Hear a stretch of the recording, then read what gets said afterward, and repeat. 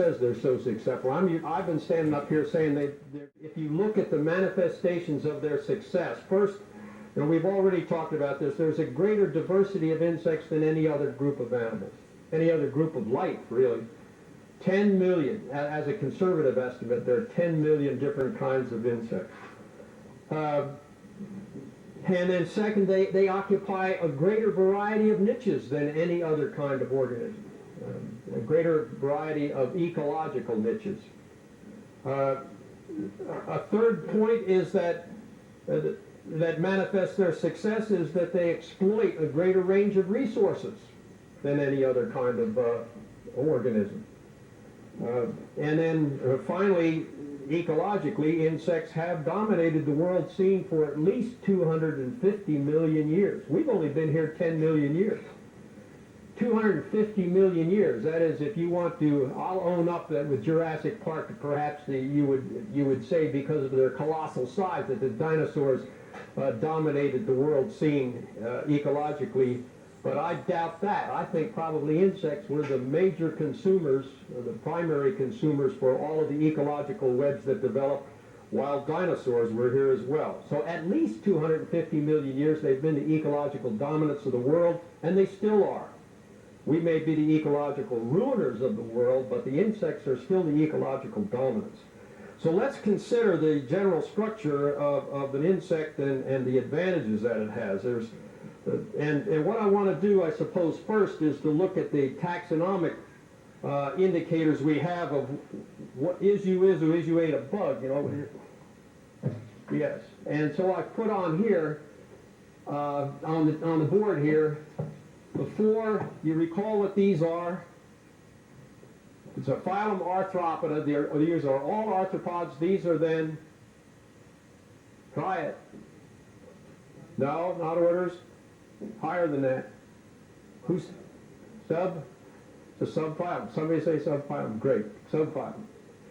These are subphyla. This one is extinct. I'm going to circle it for that. These characters here are the characters for the characteristics of the adults of each of these subphyla. The adults of each of the subphyla. We're included here, you know, well over 1 million known species, probably about 1.5 million species of animals. But let's look at this. Tagma is a term that is used for a body region. These are all arthropods, remember, all segmented, but the segments are grouped, are coalesced into groups, and these groups are called tagma. The plural is tagmata. I don't care whether you recognize that, but how many tagma? How many tagma? The Atelocerata includes the class Insecta. Oh, let me make it a proper name here. Includes the class Insecta, and I want you to note here that the subphylum Chelicerata includes the class Arachnida. Okay? Okay, because those are the two main terrestrial groups that we'll be dealing with throughout the term. Okay, Atelocerata. How many tagma are there on insects? There's 3. Okay? The rest of these have less than 3. There's 2. There's 2. I'll put 3 here with a question mark because if you recall, the last tagma of the trilobites was sort of an add-on thing. You have an illustration of a trilobite in the syllabus. So there's the only group, the Atelocerata, and remember Atelocerata also includes centipedes and millipedes besides insects. Those are the other 2 groups that you would know that are in here. But the Insecta is what we're dealing with here principally. The number of pairs of legs, most of these, that is the Insecta, have only 3 pairs of legs as adults. And these have more than 3, these have more than 3, these have more than 3. With the number we're not interested in. Well, yeah, but what about the millipedes and the centipedes? Well, you're right. I mean, they have more than 3. They have a lot more than 3 as well. But they're a minor group in here, so I'm not going to confuse it with that. I'll put let's see, or many. Or many. It would be far more than any. Let's see, greater than 10. Greater than 10 pairs. How many pairs of antennae? The Telocerata it's an abnormal number. Well, they have one. The crustaceans have two. The chelicerates have none. And the trilobites had one pair. Trachea. Now, trachea are these tubes that through which these arthropods breathe. They are the tubes that go in through the sides. How they get oxygen into the body is through trachea. Do they have trachea or don't they have trachea? The insects, yes, they have trachea. The crustaceans, no, they don't have trachea. That's a minus. The chelicerates, they do have trachea, the mites and ticks do, and then some of them also have things that we call book lungs. And then the trilobites, we don't know. So we only have fossilized trilobites left, so we don't know whether or not they had trachea. They probably did, but we don't know. Compound eyes. The insects have compound eyes. That is, eyes that are made up of numerous facets. The individual eyes grouped into a clump or a cluster of facets that we call compound eyes. The only other group with compound eyes are the crustaceans, and these don't have them, and these don't have them. I think I'm right on that. Let me check, be sure that I'm not lying to you about it. Yes, that's right. And finally, the only group with wings is the insects. Now, I put this in parentheses here because not all insects have wings. The primitive insects do not have wings as adults, but the more advanced and the dominant groups of insects do have wings. None of the rest of these have wings, ever did have wings. Okay, that's general characteristics of the arthropods then. Now I want to talk about, that's for the four subgroups of arthropods. Now I want to talk just about the insecta from here on out. And the characteristics of this class. This is a class. Remember, K peas can only fix green salads. K kingdom, peas phylum, K peas can class. Okay, we're on class then as a subdivision here. Consider the insect as a cylinder. We have a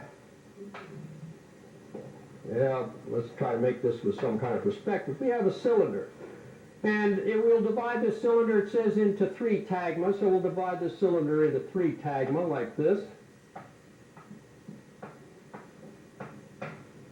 And then we'll pull a sock over the whole thing. You put a nylon stocking or something over the whole thing and tie it off, so we got it closed at both ends. Essentially, that's what an insect is. These 3 body regions that are hardened, these 3 body grouped regions, the tagma, that are linked together by some sort of a flexible hinge. The integument is the flexible hinge. And I brought in this model, not so bad a model, except it only has 1 pair of wings. They actually do have 2 pair of wings. But you can see we have this first section here is the head. This section here on which the legs are attached. This whole section in here is the thorax, or the middle portion, and then the last section that you see with all the obvious segments on them is the abdomen. So we have these 3 body units. Each of these body units does a different job. Consider the head. This will be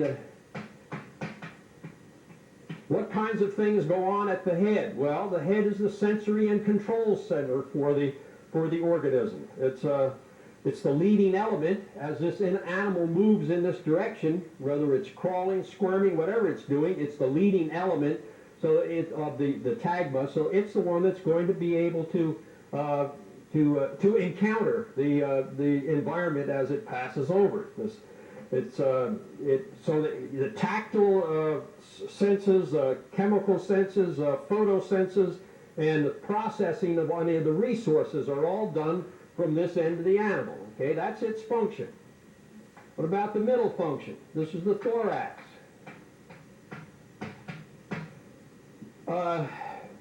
The thorax really is the locomotive center of the insect. This is where most of the muscles, MCLs, this is where most of the muscles of the insect are concentrated.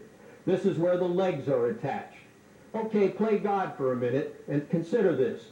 You're a, well, what do I say, a deity, an engineering deity, okay? Design this insect any better. To design this animal any better. Would you put the legs up there? Then you're going to be dragging the rest of this thing along. Would you put the legs back here? Well, that doesn't make sense because you're just kind of pushing this floppy thing up and in front of you. Would you put it here? Yeah, why do you put it here? Because you're roughly in the middle of the organism. At least you can change the size of those legs and so forth, that you're in the middle of the organism, and you can support the other two portions.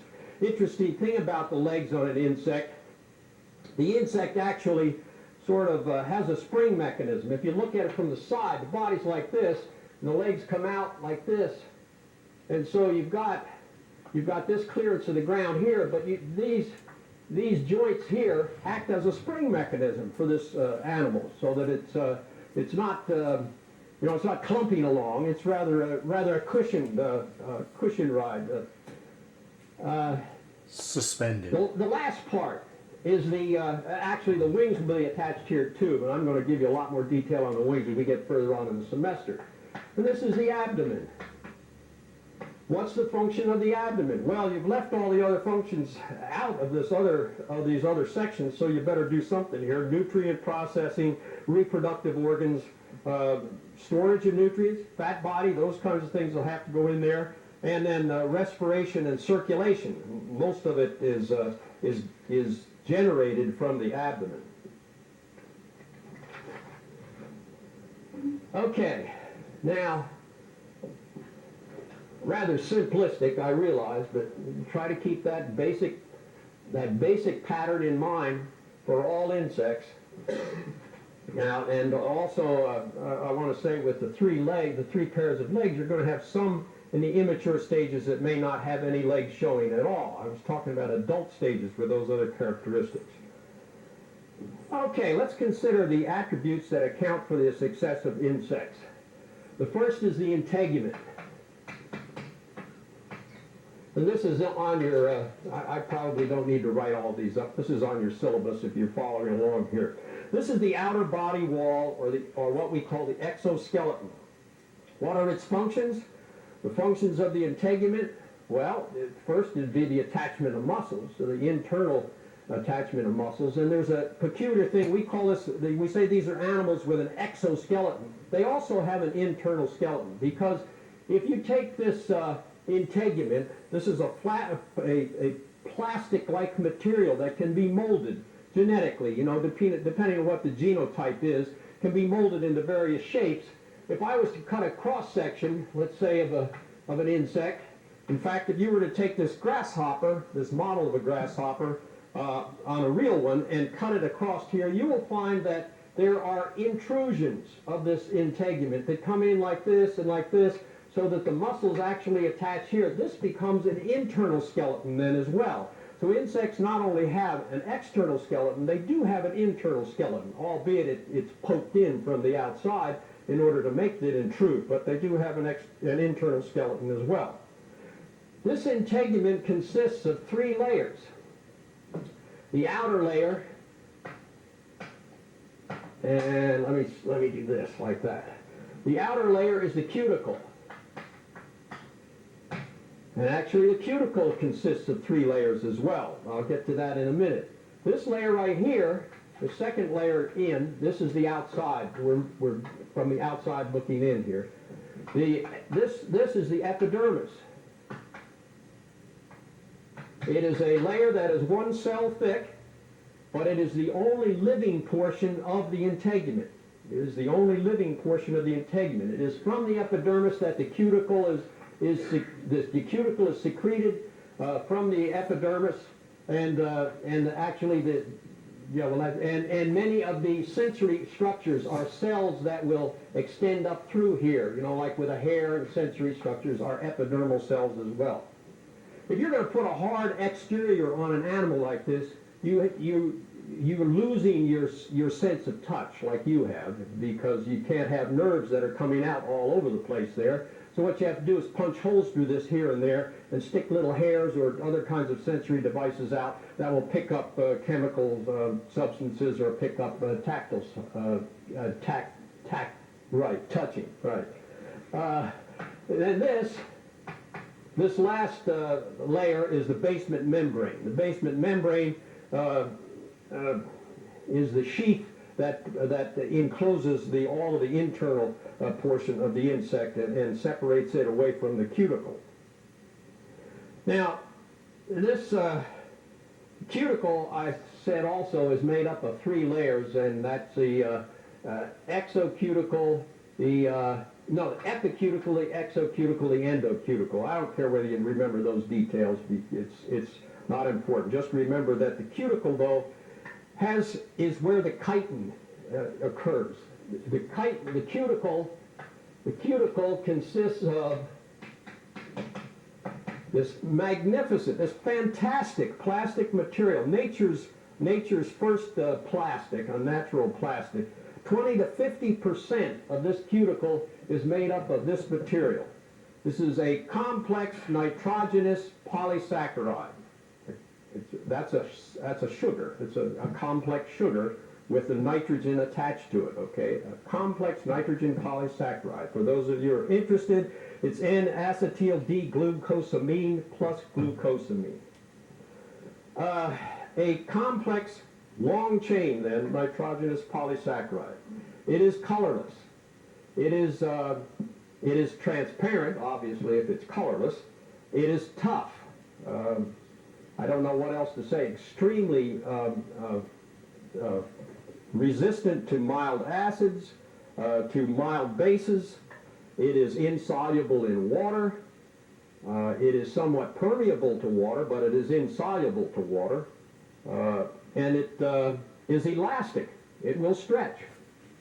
Plastic. Now you take all those properties and you look at this critter right here, and it does not do that. You know, it's not flexible. It doesn't stretch and so forth. So it is only, those flexible portions are only at the hinge portions of the body. The rest of the body is hardened in another way. And remember I said that chitin was a nitrogenous polysaccharide. There's a protein, sclerotin. There's a protein that hardens the chitin. So that then you have and it's hardened depending on what the genetic makeup is of the organism for the kind of pattern that it has.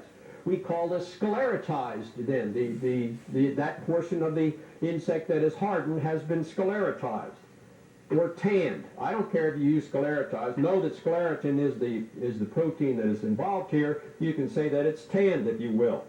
And it is tanned following molting. If you kept that animal rigid during molting, you would not be able to get out of that skin. It's got to be softened up first, and it is softened. The sclerotin is broken down, and then the insect comes out, and it moves into a larger sheath, and then this becomes sclerotized in specific areas or tanned and hardened.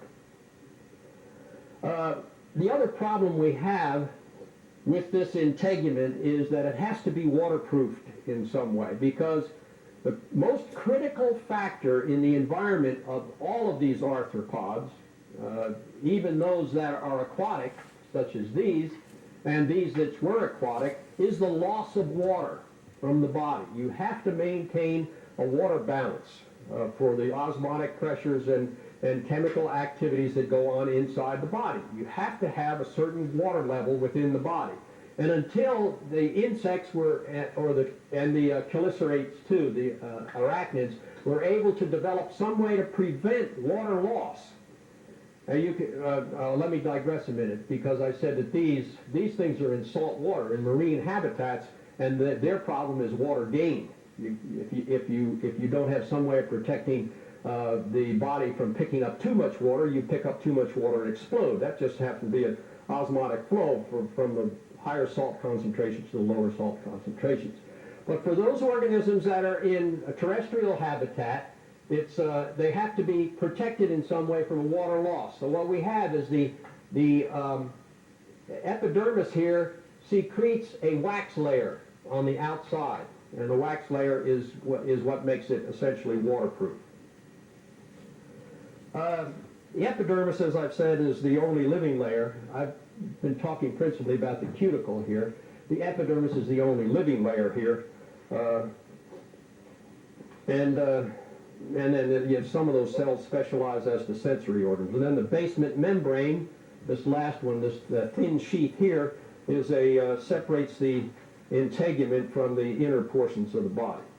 Okay, so I'm saying that I'm trying to list these in priority area too. The most important feature about insects that is allowed for their success is the integument, the way, the material it's made of, and the way it is sclerotized or hardened. Intent. The second successful character that accounts for their success is small size. Now this, for those of you involved in finance and marketing and so forth, I suppose, you know, where bigger gets better and better is hard maybe to accept, but this allows the exploitation of small resource patches, and insects then are able to use the microhabitat where we cannot use microhabitat situations. They can be protected then in microhabitat from a broad range of environmental extremes. There are other advantages to small size. First, there's less energy needed to reach the reproductive age. Remember, Efficient. everything is striving to reach its reproductive age. There's less energy needed to grow to reproductive maturity. For example, a little more than 1 gram of rotting flesh will produce 1 robust adult blowfly. Okay? There is less total energy needed to sustain a population. That is, not only is there less energy to reach the reproductive age, but there's less energy needed to maintain a population, so you got males and females that are going to interbreed and so forth. A third advantage is that there's a greater diversity of microhabitats available for protection and exploitation. Exploitation, let me give you an example. There is a chewing louse that only occurs in the gular pouch of a pelican. Now there's a microhabitat that probably doesn't appeal to you, but it's a protective site. It's also, by their small size, it's easier to hide. I can remember I was putting a roof on a cabin in the winter time, or in the spring of the year. We had put the felt up on the roof the fall before, and as we had to replace the felt, as I'm tearing the felt off, there are box elder bugs. I mean literally thousands of box elder bugs underneath this felt. They had gone through the entire winter because they're small enough to get up underneath. You know the felt I'm talking about, the black stuff that you put on the roof? That they had gotten up underneath that and were able to survive the winter. Sub-zero, this was up on Lake Coeur d'Alene, sub-zero temperatures, and when we open them up in the spring, these guys walk out of there. Ability to avoid, find protected places or avoid exploitation. That reminds me also of another advantage, is that solar heating and cooling, evaporative cooling, are both much more efficient with a small organism. Solar heating, because of the ratio of the total surface area to the volume of the organism, allows for rapid heating and rapid cooling of the organism. And why would a cold-blooded organism need to be rapidly cooled? Because they're flying at a good speed. They are using muscle action that are creating heat. Remember, at every energy transfer, you're going to get entropy, you're going to get heat loss from this, and you can have a tremendous heat buildup with the amount of activity that has to go on in a flying insect. Take a honeybee that's hovering, or a bumblebee that's hovering over a patch of flowers. They have to be able to dissipate that heat rapidly, and a small organism can do it. A large organism cannot do it. It reminds me, too, that muscle action is more efficient. Muscle action is much more efficient with a small organism. You know, we talk about the strength of an ant and how far, how high a flea can jump. And insect flight itself, the remarkable aspects of insect flight. The muscles, pound for pound, or what, microgram per microgram. Muscles of insects are no stronger than your muscles, with the exception probably of the flight muscles, because that's a peculiar type of muscle. But the muscles that you have, you know, suppose this brings me into the insect giants of the B movies that you see. You know, these some weirdo scientist usually gets a nuclear device and is able to make some sort of weird monster grasshoppers that's going to attack Chicago, and or what's the one? Mothra. Mothra is the one you certainly know. This giant moth that devastated Tokyo in these B movies. It won't happen, friends. It can't happen. We just talked about this thing being a cylinder. It's an open circulatory system. Remember, it doesn't have blood vessels. It's an open circulatory system. Well, let's just assume that this thing could fly. Mothra could fly, okay? It's going to have to land.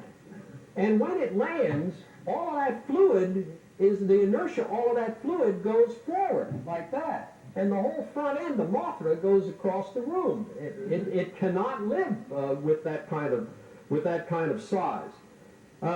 Well, but you could develop baffles, since you can have these internal skeletons. You could develop baffles to prevent this sloshing forward of the fluid. Yeah, that's true, but then you have problem with the circulation of the fluid that has to go on within there. You've got too large an organism. You ever tried to move a 55-gallon drum of oil?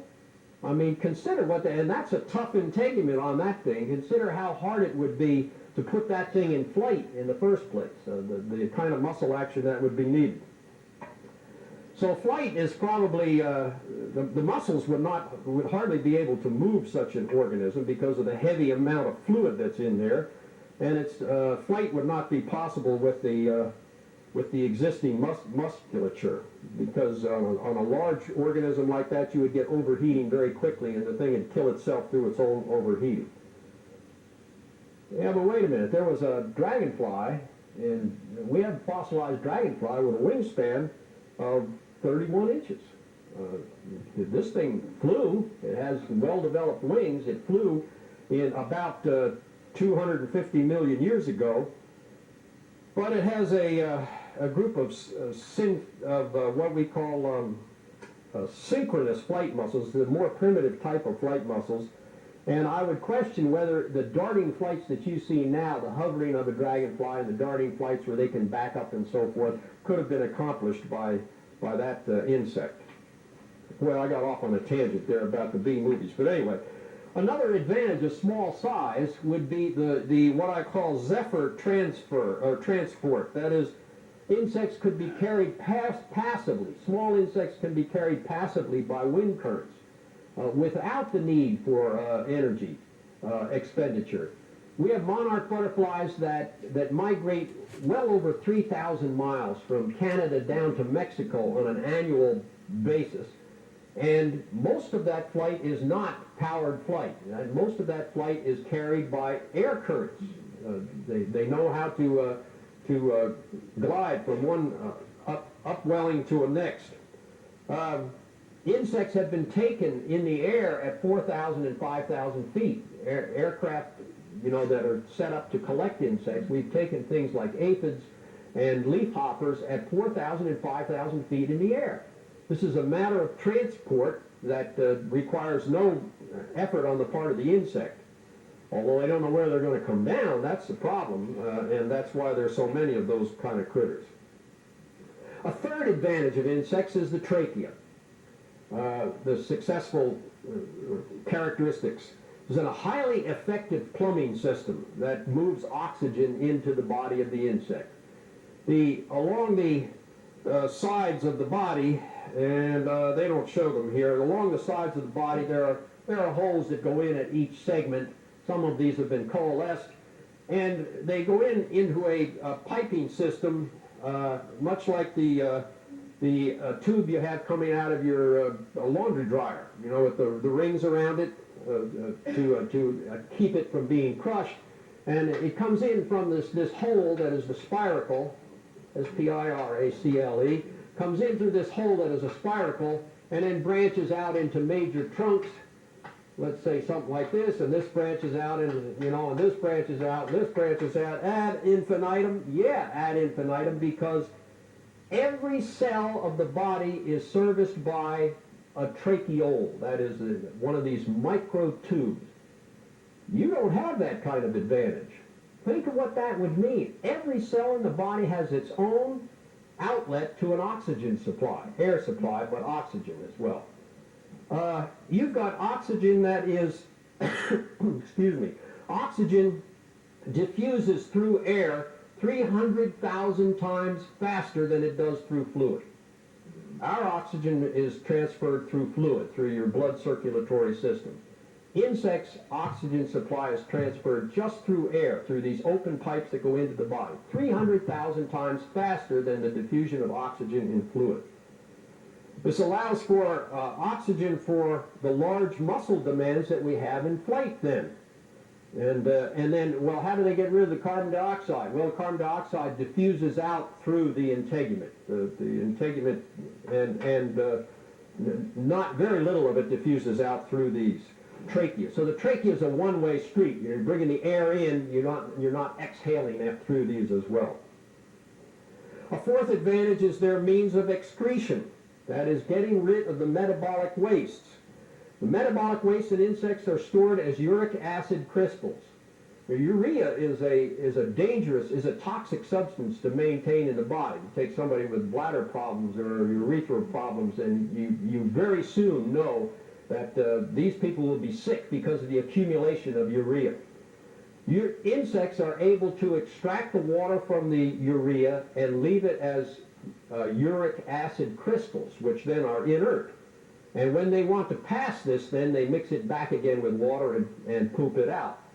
Or piss it out, I guess would be the proper term, wouldn't it?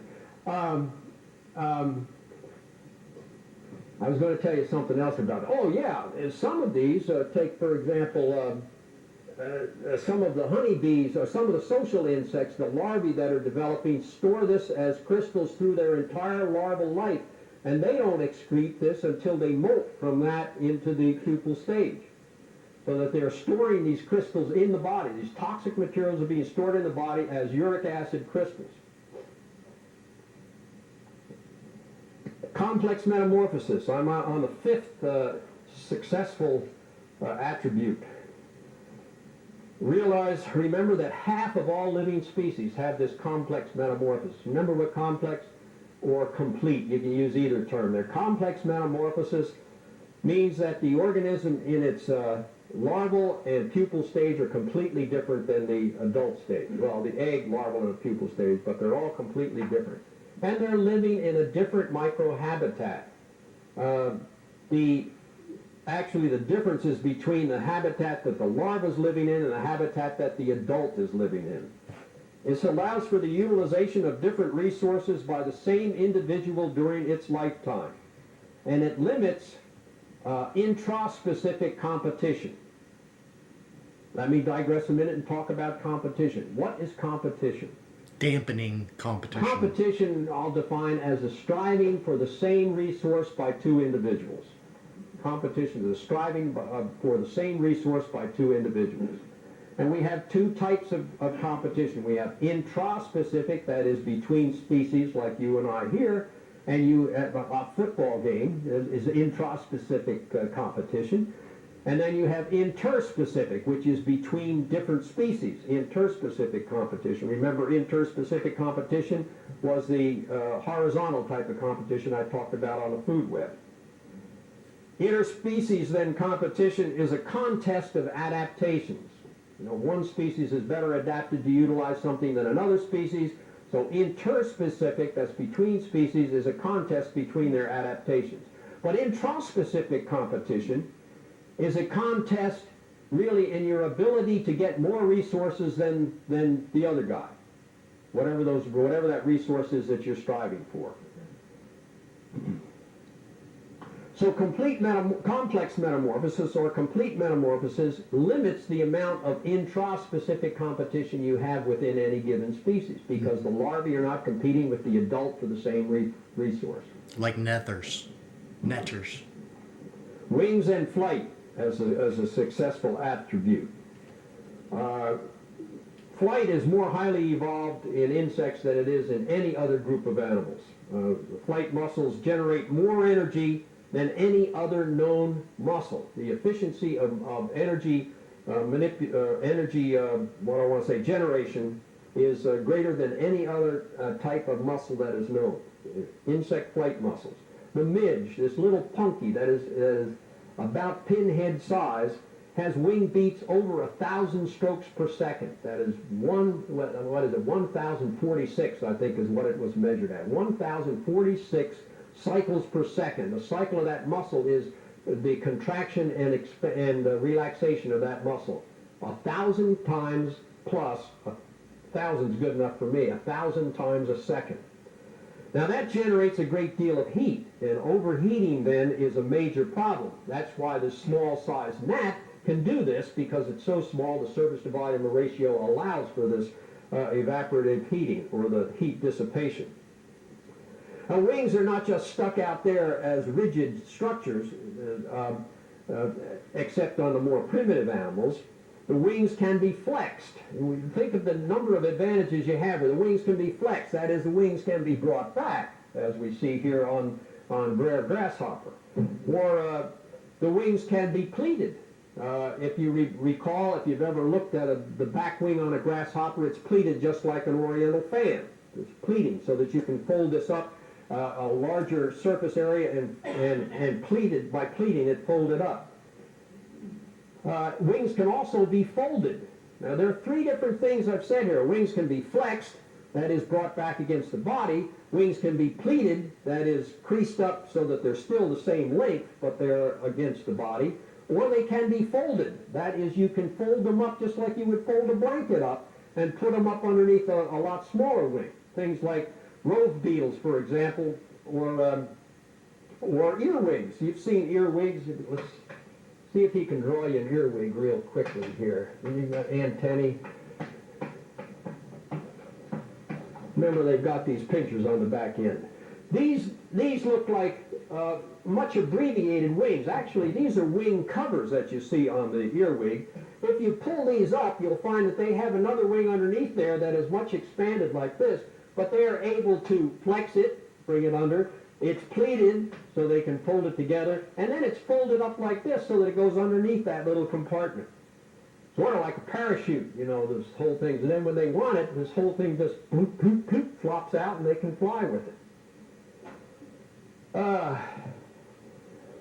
We have modifications of these wings as well. Usually you may have two sets of wings for flight, something like a butterfly or a moth, but then there are wings where the first set of wings, like on a grasshopper, are for protecting. The fragile second set of wings are actually for flying.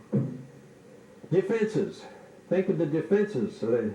Insects can contain in reservoirs within the body, sacs within the body, caustic, toxic material or chemically reactive substances, things like formic acid in ants, the sting venom in honeybees and wasps, proteolytic enzymes, the assassin bugs. When the assassin bugs attack other insects, they have enzymes that will dissolve away the tissues, the internal tissues of the other organism, and they suck them up.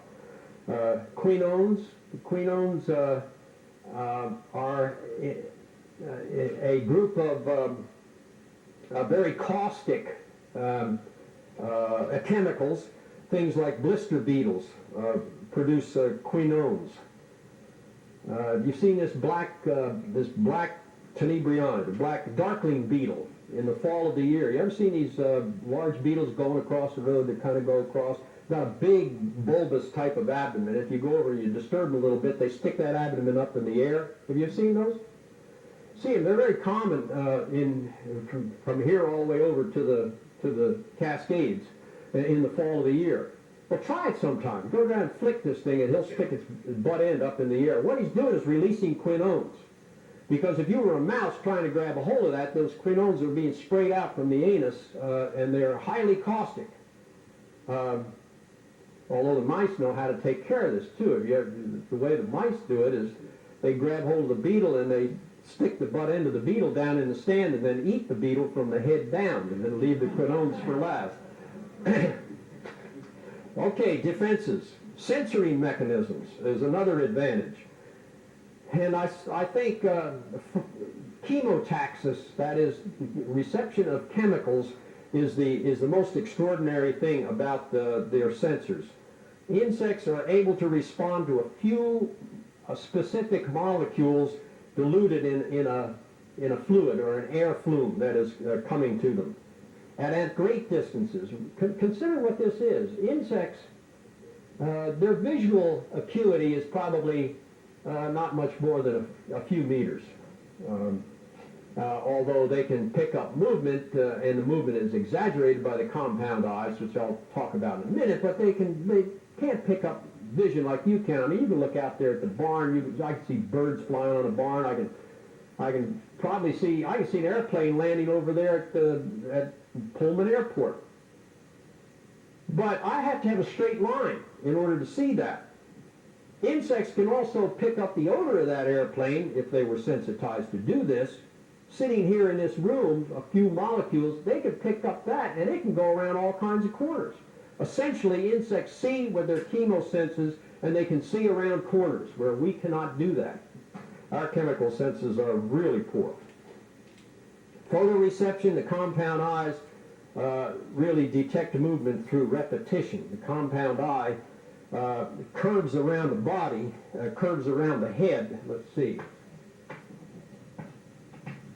if we did an insect's head. This is the antennae here coming out towards you. We did an insect head like this, and this is made up of literally thousands of facets of light receptors. Now, movement up here is only going to be picked up by this group of eyes right here. This group of ommatidia is what they're called, that group right there. But any movement up here is going to be exaggerated because of the repetition in every one of those ommatidia. There are tactile senses because we had this, I've talked about this before, the impervious cuticle. There was a need to have some sort of structures that would penetrate through the cuticle to be able to pick up touch from the outside. And they can also do this with sound vibrations.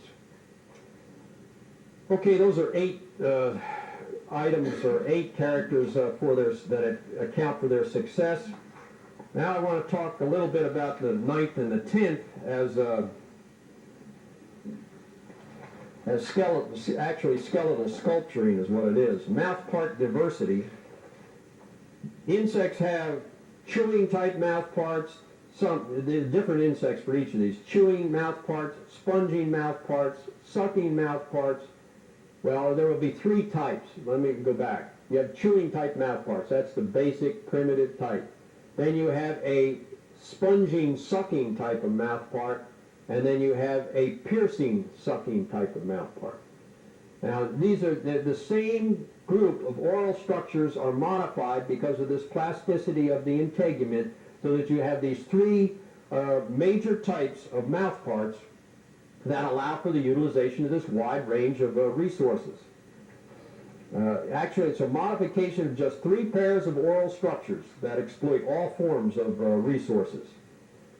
And finally, as the 10th advantage that insects have is the Aedeagus and the Spermatheca. Let me explain what those are. The Aedeagus is the male intromittent organ or structure for copulation.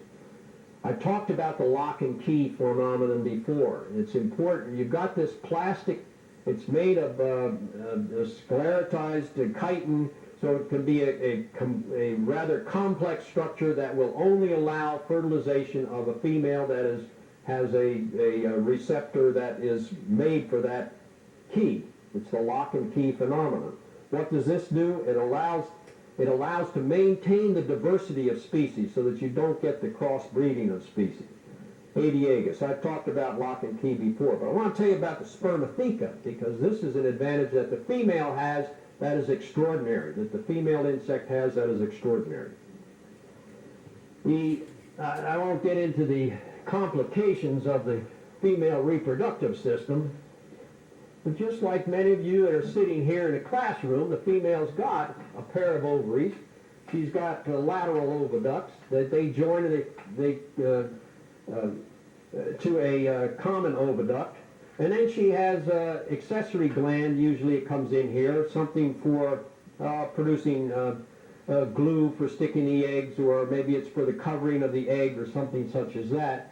And then she has structures, I'll just use two here. Sometimes there's two, sometimes there's three, and this is the genital opening here. She has these structures which we call spermatheca. What does this mean literally? Sperma, it's for theca, it's body for receiving the sperm. The female can copulate once in her lifetime and store enough sperm to fertilize all of the eggs that she will ever develop. What an advantage. What a fantastic advantage for an animal that is going to be exploiting discrete or isolated pieces of resource. The female only has to find that male once. Sorry about that. The female only has to find the male once, mate once. The male is then superfluous from then on. They can go ahead and die off or mate with other virgin females or whatever it happens to be. And then the female goes off and locates resources on which to oviposit. And she does not fertilize those eggs can be held back up in here. The eggs can be held here until such time as she finds a suitable resource. Then, as the eggs pass out, the lateral oviduct, common oviduct, they are fertilized at the time they pass out. Just consider the advantage this is, ecological advantage this is then for a small organism that is going to exploit the discrete resources. God. I've got 958. Any questions?